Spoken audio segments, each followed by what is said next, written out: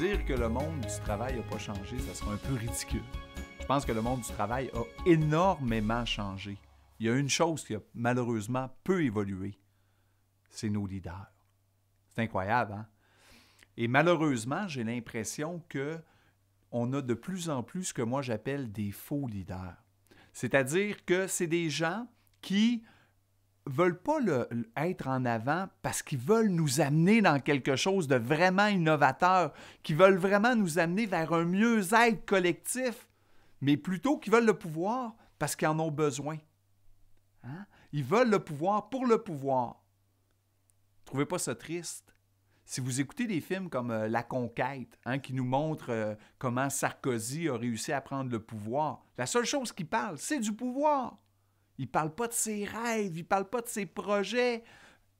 Mais si on regarde, qu'est-ce que ça engendre des gens qui ne sont plus au service de l'équipe, mais que l'équipe est à leur service? Bien, regardez dans les médias, regardez la situation économique, regardez la situation au niveau politique. Hein? Regardez dans les médias là, les scandales qui sortent un après l'autre. Bien, c'est pas jojo, hein? Alors, regardez ce qui se passe au niveau de l'environnement. Prenez toutes les dimensions de l'être humain, là. Je ne sais pas s'il y en a une où ça va vraiment bien puis qu'on peut se dire « Wow, on est fiers de nous ». Mais ça, là, je le vois sur le plan macro, mais je le vois aussi sur le plan micro, dans les équipes.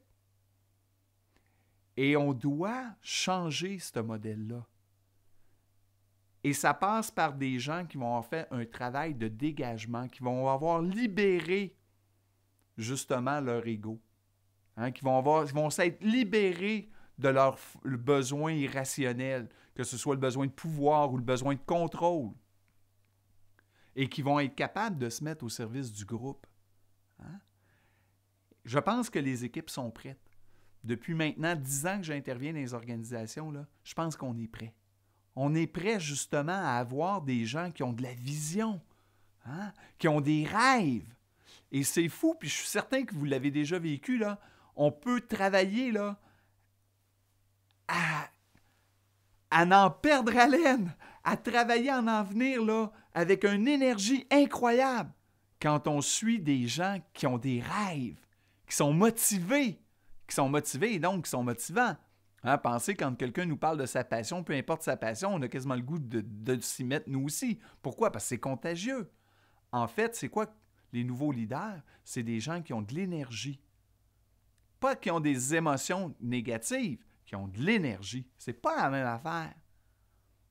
Et je pense que les prochains leaders, ça va être des leaders de stabilité émotionnelle. Ça va être des gens qui ont travaillé sur eux et qui ont des rêves et qui veulent nous amener à autre chose.